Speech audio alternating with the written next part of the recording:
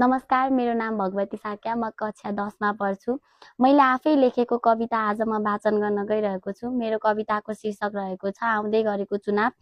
आमा नमस्कार भन्दै भोट माग्न आउँछन्। आफूले उनीहरूलाई खुब सम्मान गरे जस्तो गफ लाउँछन्।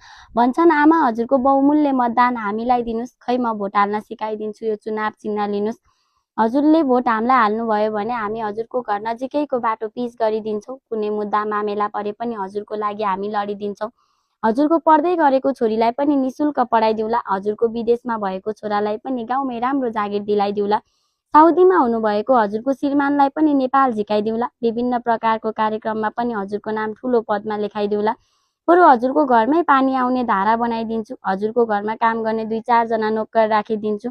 हजुरको यो भत्केको घर पनि ढलान बनाइदिन्छु। हजुरले पाल्नु भएको पशुपन्छी पनि निशुल्क बिमा गराइदिन्छु।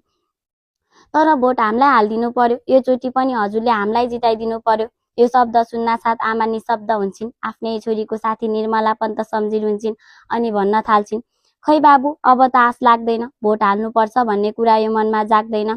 पहिले पनि हजुरहरूलाई नै जिताएको हो, हजुरहरूकै नाम ठुलो पदमा लेखाएको हो।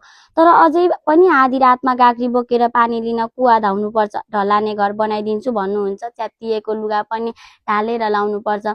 यो भन्दा 5 वर्ष पहिले भोट माग्न आउँदा पनि यही शब्द भन्नुभएको थियो। के नै काम गर्छु जस्तो गर्नुभएको थियो। तर खै त हाम्रो घर नजिकैको बाटो पिच भएन। मेरो छोराले गाडी लिएर आउँदा गाडीको पाङ्रा गाडिएर त्यो धापे हिलोबाट जाँदै गएन।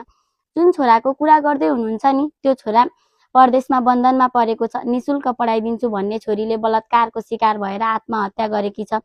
साउदीमा हुनुभएको श्रीमान पनि अलपत्र परेका छन्। मेरो जेठो छोरा फाँसीमा परेर मरेका छन्। मेरो घरको चुलामा आगो बलेको छैन। भ्रष्टाचारीहरूको बङ्गला अझै ढलेको छैन।